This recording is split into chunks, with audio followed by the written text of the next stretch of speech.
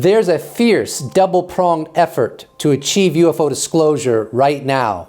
On one side, outfits like Skywatcher are chasing down every shred of smoking gun evidence. On the other, members of Congress like Rep. Paulina Luna, who's leading the Disclosure Task Force, are demanding that the truth about UFOs see the light of day.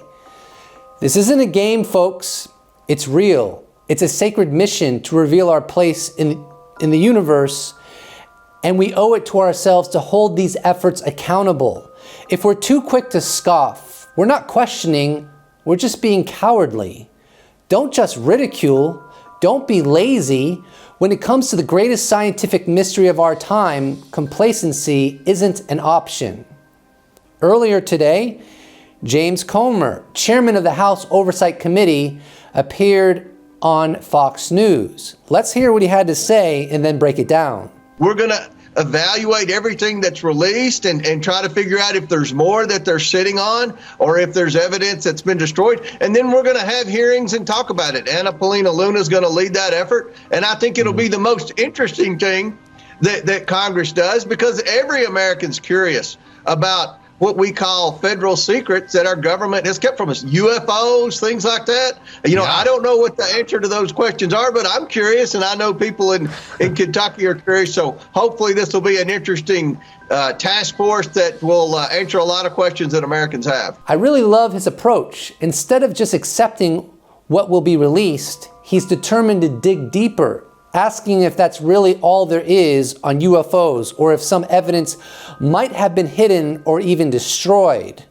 And he's not stopping there. Comer is calling for public hearings so we can decide for ourselves whether the US government is being transparent about UFOs. Given past hearings, my skepticism only grows. I also appreciate what analyst Lester Nare said about Comer's comments. He wrote on X, "If you replace answers with justice, the conversation stops being a request and becomes a demand. We all want answers about what the US government really knows about UFOs. This isn't just idle curiosity. It's about our right to know as taxpayers and global citizens. Classifying nature is an abomination, plain and simple." Now, here's a video that Rep. Luna dropped on her X account on February 11th. Sean, for too long, the American people have doubted government, rightfully so. They held back lots of information that the American people were entitled to. And I'm just thankful for President Trump being in office. Now, I just want to put this out there. If we find that the president's executive order is stonewalled, I do not put it past Chairman Comer or Speaker Johnson to hold those people in inherent contempt. And so do not push back against what the president wants. Declassify this. The American people deserve this, and we will be following through on this. Rep. Luna isn't mincing words. She's given the strongest promise yet that the public will get the truth.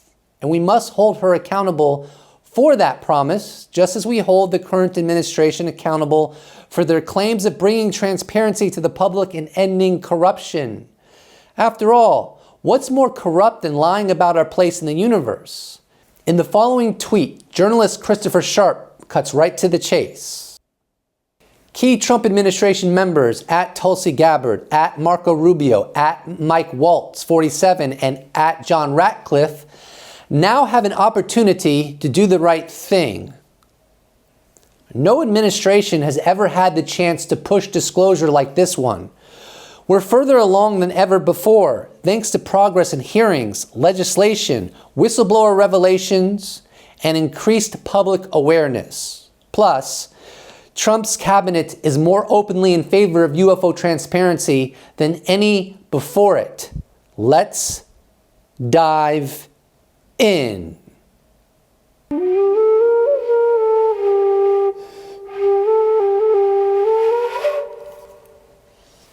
Let's shift gears for a bit. I want to read you Skywatcher's most recent article titled Part 2 Data. And I quote, because I'm reading the article to you. The Skywatcher team has been hard at work over the last month, and we feel very confident in our recent progress. Skywatcher Part 2 will focus on exactly what everyone wants, data. Our release will involve 3 components. 1. A video interview and analysis of new UAP data, including multiple videos captured by the Skywatcher team, and an elaboration on our data collection and analysis strategy moving forward. No, this is not cell phone footage. 2. A proposed stages of disclosure framework compiled by our team of advisors that we can collectively use to reference and gauge progress based on existing and future releases. 3. An independent analysis of the full data set conducted by a qualified third party. We are currently open to proposals and suggestions for groups to work with to conduct this analysis. Please DM us if you have a qualified leader suggestion. Our objective is to complete all 3 of these components in the next 4 to 6 weeks. This plan is subject to change, but this is our target. Skywatcher's mission remains the same. Take a scientific approach to validating or invalidating the supposed claims related to UAPs. It's really impossible for me not to respect Skywatcher because I think they're doing this the right way. So let's do a quick analysis of their second article.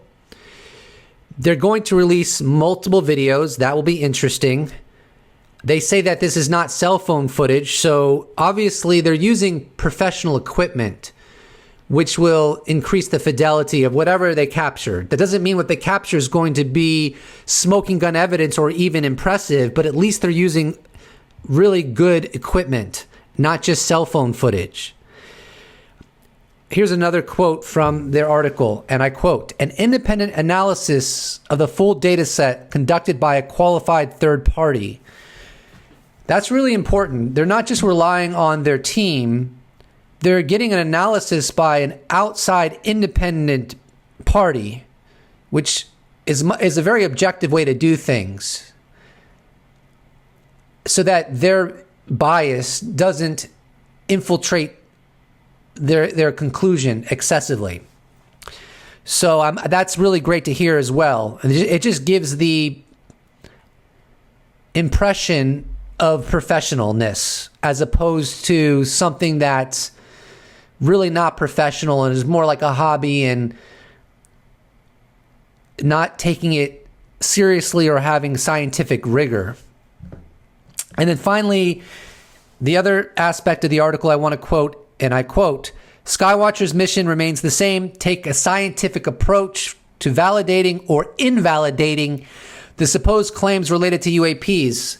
So look, I mean, they're putting pressure on themselves by the way they're conducting and approaching this.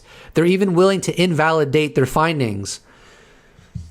As I recall, Jake Barber, who, as I understand, founded Skywatcher, he said that they're hopeful to get all of the data that everyone's been hoping for, high quality footage, smoking gun evidence within the next 12 months. So he's put the pressure on himself and his team.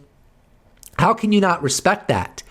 They're either going to give us what we want or they're not, and they're going to have to live with those consequences based upon the hope that they've given us, whether intentionally or not. So I really can't help but respect Skywatcher.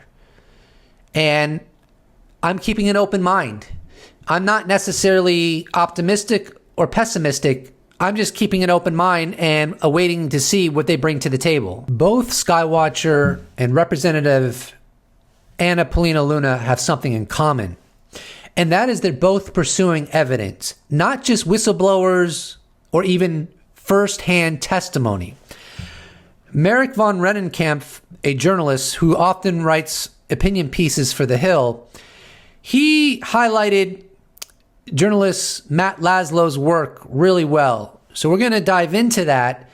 This reveals the approach that Representative Luna and Chairman James Comer of the House Oversight Committee, what their approach is. So let's dive right in.